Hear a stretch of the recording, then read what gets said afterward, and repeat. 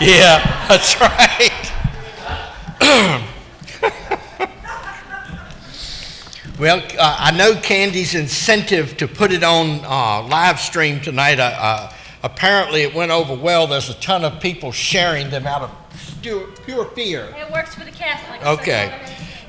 Anyway, we're continuing our studies in the book of James tonight, and there's only just a few chapters in the book of James, and they're packed full of practical advice for the church.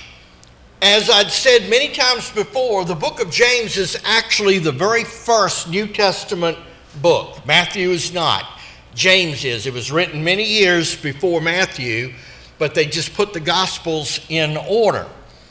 James was written at a time when the church was very, very young. Things were just getting off the ground, no doubt very exciting. And so he gave practical advice on how the church should go before it started to mature and started getting into all the isms and the schisms and the denominations and theologies and all of that stuff. Now, I realize that doctrine is very, very important. Never make any mistake about that. I've been a stickler for doctrine all my life. I've studied it over and over again. But there is something to be said with keeping it simple at times, because a lot of the stuff that we learn in seminary can only be spoken to another seminary student. They have no idea what on earth you're talking about, and we don't either, but we wouldn't tell you that. And so it should be kept simple. What is it Paul said? I'm determined not to know anything among you except Jesus Christ and Him crucified. I think that's keeping it pretty simple. The Bible is a very interesting book because it was written so plain that a child can understand, but it is so difficult that the best professor in the world, it's over his head. That's true, because the Bible is a supernatural book. And it's got something in there for everyone. I made a covenant with the Lord when I got saved back in June of 1969. That year actually existed. And it wasn't in the Dark Ages, and our Bible was not written on a scroll. It was written in a regular book. And I still have that Bible. It's all to pieces. But I told the Lord I would do my best to read it every day. And I have. I've gone through it over and over and over and over again. And every time I open it and look at it again, I find something that I never saw there before. Never saw it before. Had no idea it was in there. As a matter of fact, I've been going through the book of Psalms again, and I've just started a few weeks ago. And I read an entire chapter that I'd never seen before. And I know I've read it before. No, I do not have dementia. So it's because it's a supernatural book. It truly is. And so he has a number of themes that he teaches on here in the book of James to give practical advice to the young church on how it should conduct itself. Now, I want us to always consider ourselves a young church. I don't ever want us to think we're mature, we've arrived. Long as I'm pastor, I don't think the word mature will get used a whole lot around here anyway. But we have not arrived or anything like that, and we should always have the excitement that a young church always has. I remember when we first started in the first Sunday in January, actually the second Sunday in January in 1993. Our church was called Fellowship Community Church, and we were just so excited. We could not wait to get to church and see who was going to show up, because we put a little ad in the paper, and we had several families that got together and decided to start the church, and I almost blew it on the first Sunday.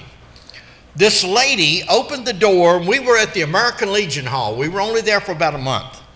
And this lady peeped around the corner like that and looked inside for a couple of minutes, and then she stepped in. And she asked for the pastor, and she introduced herself, and And so after we got to talking for a little bit, I said, ma'am, why did you peep in the door before you came in? She said, well, it said Fellowship Community Church on it, and I didn't know if y'all were a bunch of weirdos or something like that. And I said, oh, no, ma'am, we don't get the chickens out until after the offering. And all of the color went out of her face, and she said, oh, dear Lord. And I said, no, I'm just playing. We really don't do that. And we were friends for years. She was a member for years until she moved, so I managed to salvage that one. But I have to be careful because it was a young church, and they didn't know what we believed. But it was an exciting time. And that's when we should always be that way about everyone that walks in the church. We should be excited to see them, whether it's their first time or their millionth time. We should always be that way. And so the theology should always be fresh as well. He talked about giving to the poor. He talked about asking for wisdom. He talked about counting it joy when you fall into all kinds of temptations and so forth and so on. Then he talked about not being partial, not showing favoritism in the church. And that's a real killer right there, showing favoritism. And so now he is going to change gears again in chapter 3. And he says this, my brethren, be not many masters. And that word is also interpreted teachers. Be not many teachers, knowing that we shall receive the greater condemnation. What in the world is he talking about? What he's saying is the higher the monkey goes up the tree, the more his backsides are exposed. That came from a South African pastor when Pastor Bowley went over there on a trip, and he told that as the opening line of his sermon. And that's true. If you put yourself out there as being a leader, a teacher, or anything, you're putting your neck on the line when you do that. You really are. You are putting yourself at incredible risk when you do that. Now, I would advise anyone that is not called to God, don't ever try to do that. You'll be miserable. And if you are called of God to do that, you better do that, because you're going to be miserable until you do. But you need to be very, very careful, and I'll tell you why. When my lieutenant at the sheriff's office got saved, he called me in his office, and he says, Cash, our jobs are really different. And he's addressing me as a pastor, and I said, why is that? He said, because if I make a mistake on my job, somebody might get out a day or two early from jail or might stay a day or two later. He said, but if you mess up on your job, somebody's going to hell. And I never thought of that. And boy, was that sobering. Let me tell you something, man. That was sobering when I thought about that. And when you do put yourself out there as a teacher or a pastor or a leader or anything, any kind of leadership position, you are putting souls in your hands. And you better be careful, and you better be sure when you say, thus saith the Lord, because they are trusting you and they are believing you to be telling them the truth. You better be right on who Jesus is. You better be right on the Trinity. You better be right on the deity of Christ, his vicarious death, his virgin birth, his sinless life. You better be right on that. Because if you are wrong, you're going to send somebody to hell because they believe what you said. You better be careful. So he says, my brethren, be not many teachers, knowing that we shall receive the greater condemnation. And that's true. The Bible says to study, to show yourself approved, a workman that needeth not be ashamed. And it means studying the Word of God and knowing what it says. And when somebody comes to you with a Bible question, if you don't know, say you don't know. Don't make something up. Or you can ask Leela and she'll set you straight. But seriously, we like to do Bible Q&A. We love doing that. But we try to be as careful as we can when we give an answer. And sometimes there's 2 or 3 answers to a question that is not an essential question. You know what I'm saying? But we need to always study and study and study some more. Let's put it this way. And my youth pastor told me this back in the 70s. He said a doctor goes to school for at least 8 years to get his medical degree.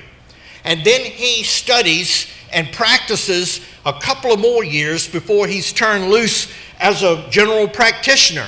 And then if he wants to be a surgeon, he's got to go to school even longer. And he said, and all this doctor is doing is working on the human body that's here today and gone tomorrow. But what about the person who is operating on the human soul? Should they not know more about what this book says? Shouldn't they? You can keep it simple, but you better know what it says. You better know what it says. And so be careful if you put yourself out there as a teacher or a preacher or a leader of any kind, because people are going to be watching you, they're going to be looking up to you, and they're going to be wanting an answer from you. And so know that if you do it wrong, you will receive the greater condemnation. For in many things we offend all. Boy, they must have been thinking of me when they wrote that verse. I get accused of that all the time.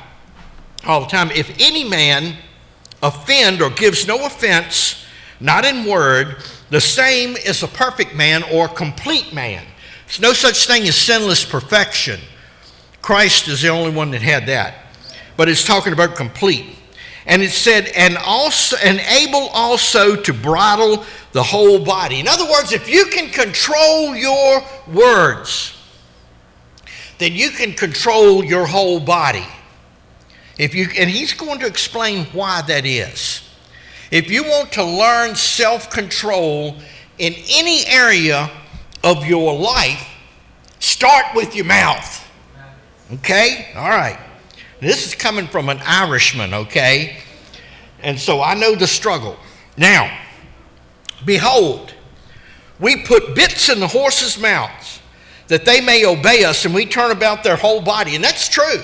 You put that metal bit in there or whatever, and you can turn that horse kind of any way you want, even a great big plow horse.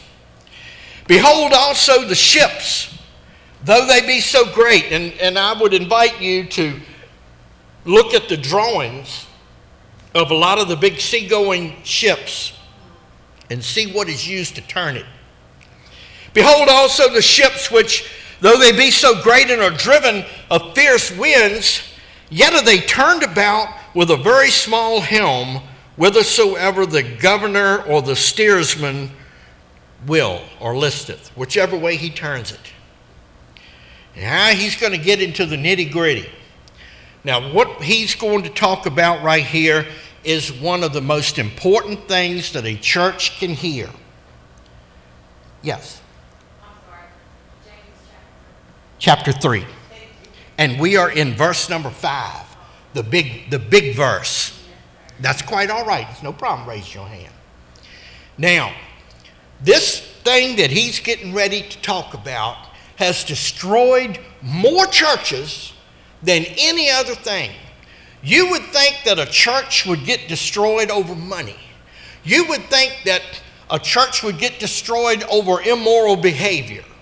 And they do bring some churches down. You would think this, you would think that, but there's one other thing that is the biggest killer of churches of all. Listen to this. Even so, the tongue is a little member, and boasteth great things. Behold, how great a matter a little fire kindleth. Woo! I love that old English. Your mouth can start one huge fire. And we see it all the time. All it's got to be is a whisper. Somebody will go, well, you know, I don't mean to be telling no tales, but have you heard about Dave this week? Let me invite y'all to tell the truth about me. That is much more fun than any lie you could think up. Much more fun.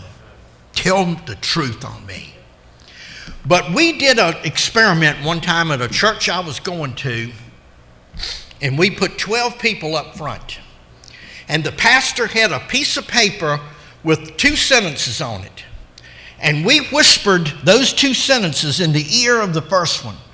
And by the time it got to the end, it had nothing whatsoever to do what was on that paper. It was the most outrageous lie you've ever heard in your life. And it was not because they meant it that way, but they could not it's just by the time it got filtered through each ear and each mouth that the story got changed. So if you want to know what the truth is, go straight to the source and ask. But people love to gossip. People love to whisper. I went to a church back when I was a teenager, and one of the ladies in the church says there's a big difference between gossiping and being informed. She did. She said that. And here's one that I'm going to let y'all in on a pastor's secret. Now, there are some pastors that like a little gossip once in a while. And here's how they get it out of you. They'll go, would you tell me a little bit more about what so-and-so did so I can more intelligently pray for them? I kid you not. I've heard that 100 times, and they'd light up when you tell them, and they go, you don't say. And they won't gonna more intelligently pray. You don't need to intelligently pray. Just pray for them. God knows what the problem is. You don't need to know it. And it's probably not good if you do know it. Intelligently pray. That's a real good one, though. But if you want the juicy gossip, that's how you get it out of somebody. When they go, I don't want to gossip about somebody. I don't want to tell about them. Well, no, that's all right. You just let me know, and I'll know more of how to intelligently pray for them. You know who I'm talking about, too, I bet. Okay. Huh? Oh, no, Donna, because she's heard that pastor say that before. Yeah. Oh, yeah. But so, that it's true. And behold, how great a matter a little fire kindleth. Somebody will let something slip. And it'll start going to this person and that person. And you know what? A lot of pastors have to spend time putting out fires so much that they can't do the work of the ministry. That's true. Because of that, we used to love having Pastor Bowley. We called him our fireman. And when anybody would start a fire, he'd look at me and he'd go, brother, this needs to go away right now. I'll take care of it. I never asked him what he did. That's kind of like a mob thing, You didn't ask him, it's very much like the gangster that was laying on the couch in the psychiatrist's office. And after the session was over, he stood up and pulled his pistol and he said, Doc, you've been a great help, but now you know too much. And so it's kind of like that. And so we have to really watch what we say, and we need to put out the fire before it gets started. And it does. If you don't have something good to say, shut up. Seriously, that's an old expression. And now it's been modified. If you don't have anything good to say about so-and-so, wait till at least they've left the room, I hear people do that. Now, here's what he says.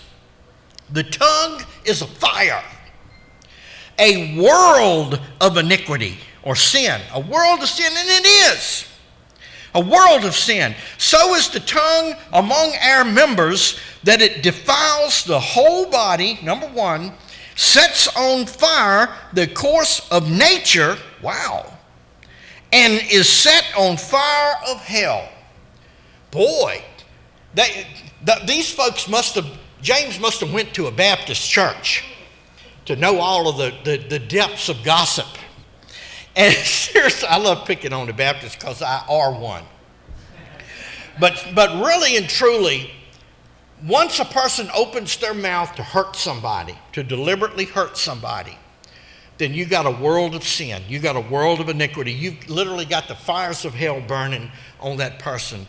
And you need to be so very, very careful. And matter of fact, this was such a big deal with James and with the Lord who inspired it, that he goes on a little bit more about the subject. Notice how he changed the subjects on the other thing, but he needed to drill home the dangers of talking, the dangers of gossip, the dangers of saying malicious things about other people, because that has been true since churches started 2,000 years ago. There's always been problems with that.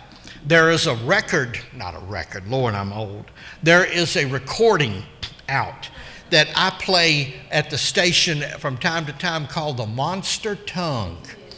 And it's a song all about how gossip spreads. And it's an excellent song, and it'll really make you think. But the tongue can indeed be a monster. It is a much more deadlier weapon than that pistol you might have on your hip right now or in your pocketbook or wherever it might be. All right.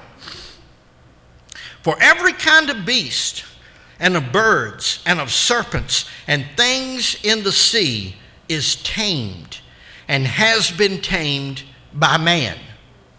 And I've seen that. You go to the zoo and they're fairly well tamed. And I've seen people, which I would never do, put their arms around a big lion and hug it. I don't have that much trust. I don't. I see people doing that and hugging up on tigers and leopards. I've got an 11-pound cat in my bed that sleeps right up next to my side at night. And I'll reach over to rub Rocky, and all of a sudden he comes out with those murder mittens, I call them, and clamps down on me and clamps that tooth on there, and I'm yelling in the middle of the night, get him off of me, get him off me. He's playing. He don't mean any harm by it, but man, it hurts. Can you imagine something that weighed 400 pounds doing that to you? I don't think so. But they are tamed. They're everything, every creature that God has ever created has been tamed at one time or another. But it says, but the tongue can no man tame. Nobody can tame that mouth. It is an unruly evil full of deadly poison. Boy, he really has seen that before. James really had confronted that before. Now, okay, the sound of children. Therewith bless we God, even the Father, and therewith curse we men, which are made after the similitude of God. And there are people, they'll go praise the Lord, and then they'll curse the other person. And it said they're made after the similitude of God. And it said, out of the same mouth proceeds blessing and cursings, my brethren, these things ought not so to be. If you want to calm a situation down, pray for them. I'm going to brag on my brother Isaac here for a minute. He's got a great disposition about him, because at prayer time, I know people come to him with a lot of different problems, and some of them make you want to go, oh my gosh, and he keeps the most calmest look on his face, and he said, that's all right, let's pray about it, let's pray for them. And he shuts it off right there, and that's the end of it. And that is the way to handle that. It really is the way to handle that. That's why I got him doing that. Because my first knee-jerk reaction, I go, where are they? Where are they? And then I got to realize I can't do that no more. I'm not a cop, okay? Anyway, but that's true. You need to have that gentle spirit like that. And it says, but no man can tame that tongue. And we bless God the Father and curse we men. Out of the same mouth proceeds blessing and cursing. Then he asks this question, does a fountain send forth at the same place sweet water and bitter? No. You go back there to the water fountain, and actually it's pretty good water for county water. Most of the county water I've ever drank is horrible. Oh my goodness. So I don't know what it's going through to get to that water fountain. Maybe I don't want to know what it's going through, because those pipes are most likely 116 years old. This was, 116 years old. Year one. Okay. But it's not bad. It's not bad. And you're not, when you go back in and hit that button on the fountain, you're not going to get really horrific water and really good water out of the same thing. It's either going to be one or the other. And no fountain has two different kinds of water. And then he said, can the fig tree, my brethren, bear olive berries? Either a vine, can it bear figs? So can no fountain both yield salt water and fresh. It's just simple mathematics and science. It can't. So, neither shall a man do that. We need to make sure what comes out of our mouth is not malicious, not condemning to hurt someone or whatever like that. It's something we need to be very, very careful with, because it can tear a person's life all to pieces, a family all to pieces. It can tear a church all to pieces. And Lord knows we've seen it divide a nation here lately.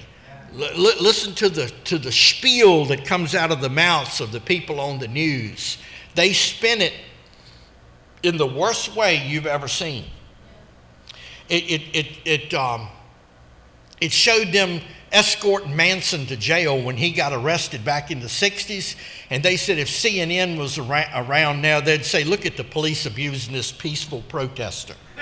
You know, that's true. That's about right. They're liars, and that's what they say. All right. Now, here it says, who is a wise man and equipped or endued with knowledge among you? Let him show out of a good conversation his works with meekness of wisdom. Now, that word conversation literally means your behavior. Let your behavior show works with meekness of wisdom. Who is a wise man and equipped with knowledge? You know, it is one thing for people to think you are a fool. It's another for you to open your mouth and dispel all doubt. And it said, the Bible even says that a fool is looked on as a wise man if he shuts his mouth.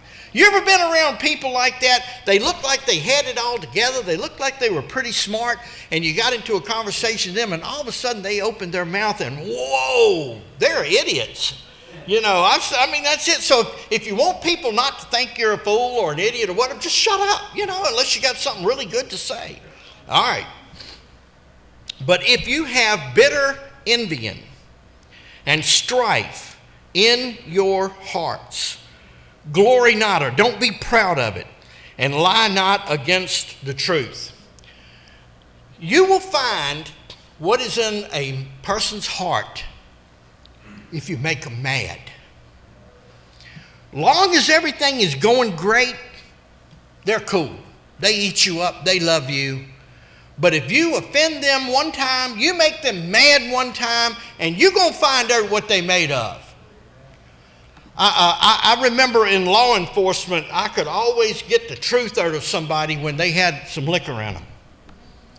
They'd tell you what they thought and what the real deal was because they were out of their head, man. They didn't know no better. They'd tell it all, but you wait till they woke up from their liquor in the morning and they'd clam up and wouldn't say nothing, don't remember telling you anything. It loosens up those lips. And you will find what bitterness is in that person's heart. When you get them lips liberated, when they get loose and start running and flapping, you're going to find out what is really in a person's heart. You'll find that out quickly. I've often heard where alcohol and liquor is called spirit. It's called spirit for a reason. You better believe it. You better. That is a well-named substance, spirits, distilled spirits, I think, as they call it. And it will and when a person gets like that, they will tell you exactly what's going on. I remember one time when I was a teenager, two of my older friends asked me if I would drive them around one evening so they would not get in trouble because they had been drinking. And I did not know how much they had been drinking. Both of them were over 6 feet tall and over 250 pounds. I was 5'9", 125 pounds at that time. And while they were riding along in the car, they were very, very drunk. And one of them looked at the other one and said, so-and-so, I really do love you. You're my best friend in the world, but I'm sleeping with your wife. And I went, uh-oh. I'm going to die up in here because I'm between them. They're going to kill me trying to get to each other. And the other one was so drunk, and he said, oh, I know you are, but I love you too much to do anything about it. And so I got them home fast as I could. Terrified. I was white as a sheet when I let them off out of my car. I said, y'all need to go home real quick. Thank God the next day they did not remember saying that to each other. But that's what happens. When something there loosens those lips up, boy, it comes out what they're thinking. And so if you have bitter envying and strife in your hearts, don't be proud of it and lie not against the truth. And it says, because this wisdom descendeth not from above. This kind of stuff that has bitter envying and strife and all that, this did not come from above, but it's earthly, sensual, and devilish. There are two different kinds of wisdom. The devil's wisdom and God's wisdom. And they always clash with each other. Remember that. And it said, for where envying and strife is, there is confusion and every evil work. It is important that in your home you have peace. You have peace. And I was talking to someone earlier about that this evening. And here's the thing.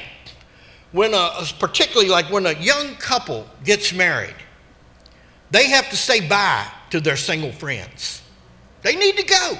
No matter how nice they are, they need to go because they're living a different lifestyle and they're not going to understand you being married and being committed to one another, and they're not married, they're not committed to anyone, and they'll go, come on, have fun with me.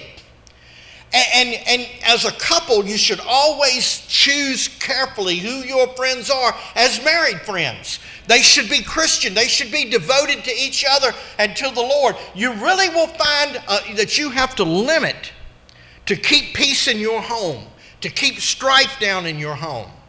And you have to be completely committed to the other. A night out with the boys is not an option any longer when a man is married. A night out with the girls ain't either. If you got to go somewhere, do it in the daytime. What is it? You get in trouble at night, don't you? That's when people do stupid things, is at night. Okay. Now, I don't know why I got on that kick, but I think it needed to be said. Because where there's envying and strife in a home, there's nothing but confusion and every evil work. And that is about the most miserable thing in the world when your home is full of strife and confusion. You need to get away from that. You need to stop that. Having said that, a church is just a reflection of the home. And you cannot have envy and strife in a church because souls will be lost. The church will not grow. The work of the ministry will not get done. And it said, and every evil work. An old black preacher said one time that the devil is lazy. Somebody has to bring him to church. It's true. If the devil gets in your church, somebody brought him. Somebody picked him up and carried him in the door. You got the devil in your home, somebody brought him. Somebody brought him. And so beware of envying and strife. Literally, selfishness and disorder is two of the words for that. For the wisdom that is from above is first of all pure. Then it's peaceful or peaceable. Then it's gentle, easy to be entreated, full of mercy and good fruits, without partiality and without hypocrisy. There is nothing better than to have peace in your life. The older I get, the more I want that. Donna, I'm going to tell on you, Donna. I'm going to tell on you, honey. What were we talking about where you were talking about the screaming? It was somewhere we didn't want to go. That lodge up in... yeah. Donna and I got a few minutes to go down the rabbit trail. Now that people can travel without wearing diapers on their face, we're starting back on our Friday adventures. And we'll be gone like Friday and we'll come back on Saturday or whatever, or come back late Friday night or whatever. And we like to try out all kinds of places that we'd never been before. We'll stay at a place that has a good rating, or they have something interesting there. And there was a place down in Williamsburg that has an indoor water park. It's got themed rooms like the jungle or whatever, and it's very, very expensive. And we got to thinking about that because we were looking at something over in Kentucky that they have just like that, called a tropical dome, and it's in Kentucky, and it looks like it's in the tropics. And I told Don, I said, I don't know, that's a little expensive to be going down there, but what do you think? And she went, no, I don't want to go to that place. I said, why? She said, because it's nothing but screaming kids all day long in there. And I said, Donna, we raised 5 of those. And she said, yeah, and I can handle screaming back then, but I can't do too well with that right now, just so you know. Yeah, I know. And we were eating somewhere Friday evening we went out. And they brought every screaming child in Lynchburg into that restaurant.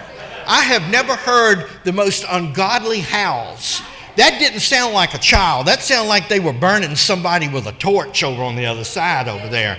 And I saw these people running outside with the kid, and the kid was going like it, you know. And I said, oh my gosh, I'm going to get indigestion before I eat. And I think of this verse, and I don't mean no harm to the kids, you know. I'm just telling you, my energy's gone. My patience is long gone. I could not do that anymore. Thank God for y'all young people that can have those kids and raise them kids, and they can scream and shriek, and it don't bother you. You can just go right on to bed. But anyway, where envy and strife is, there's confusion and every evil work, but the wisdom that comes from above is peaceable, gentle, easy to be entreated. Oh, it just sounds so good, don't it? It's the wisdom that comes from above. And no reflection on kids. I love kids. Please don't misunderstand me. I got 10 grandchildren. And so, you know, and I love them. But I can hand them back to mom and daddy anytime, you know, okay. And the fruit of righteousness is sown in peace of them that make peace. What I guess I'm trying to say is the older I get, the more I want peace. You know, I don't like chaos. I don't like drama. I don't like hollering and confusion and strife, and I just like peace. And that is what my goal for our church is too, is that you may attain that through the Word of God and through the way you live. And I realize that you will have to deal with strife, and you will have to deal with bitterness from other people from time to time. But pray for peace. Pray for the peace of God to be upon everybody here, because let's just be honest. You can get all the drama, you can get all the bitterness out there in the world that you want. You only need to step out onto the street and you'll find all of it. The house of God should not be like that. Should never be like it. It should always be a place that when you walk in here, you can find peace. When you get amongst the brethren and the sisters here, you can find peace. And that's the way it should be. And so James gives some really practical advice on how to live the Christian life and how to conduct yourself in the house of God. And prayerfully next week, we will continue with that. He even talks about how to pray for the sick, how to do all the practical stuff. And all of the things that James wrote 2,000 years ago are still good today, still applicable today. Somebody tried to tell me that this ain't true no more, that ain't true no more. I said, show me where the verses where that ain't true no more. They couldn't do it. And I said, it's because you ain't got any faith anymore. That's a big problem. That's a problem, because all of this was written for the church. The church is still here. Church hasn't left. It's still applicable now, just the way they wrote it, without people wishing it away and saying, no, that's not true anymore. Sorry, but it is true, and we need to get behind it. Let's all stand, and we're going